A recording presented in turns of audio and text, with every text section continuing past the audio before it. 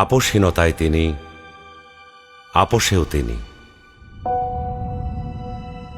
বাংলাদেশের রাজনীতিতে তিনি এক নিঃসঙ্গ শেরপা।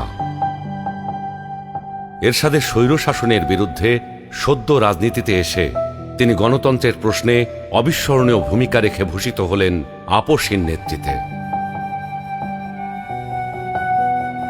2007-এর 1/11-এর দুঃশাসনের কালেও আপোষহীন রইলেন।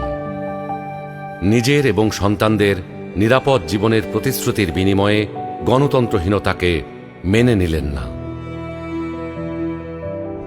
ফ্যাসিস্ট হাসিনার আমলে বিদেশ থেকে ফিরে এসে মিথ্যা মামলা মোকাবেলা করে জেলে চলে গেলেন।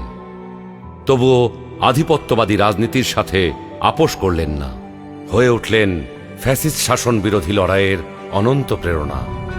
তবে কি তিনি কখনোই আপোষ করেননি? অবশ্যই করেছেন।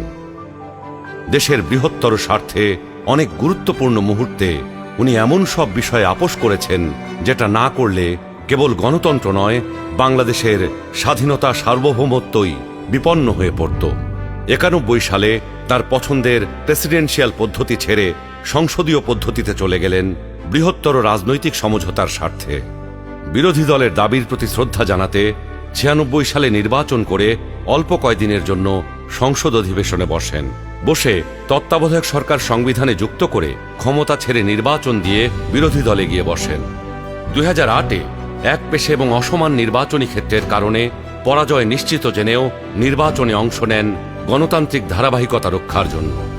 সকল মানুষের মতোই তিনিও নিশ্চয়ই সীমাবদ্ধতার ঊর্ধ্বে ছিলেন না, কিন্তু শিষ্টাচার, সৌজন্যবোধ, দৃঢ়তা, দূরদর্শিতা এবং প্রজ্ঞার সমন্বয়ে তিনি হয়ে উঠেছেন বাংলাদেশের রাজনৈতিক ইতিহাসের এক অনন্য চরিত্র।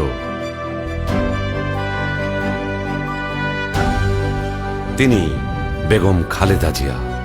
আমরা সকলকে বন্ধু হিসাবে দেখতে চাই, কিন্তু কেউ যদি আমাদের বন্ধুর বেশে প্রভু হতে চায়, সেটা আমরা কখনো মেনে নেব না, মানতে দিব না। কারো প্রভুত্ব বাংলাদেশের জনগণ স্বীকার করবে না।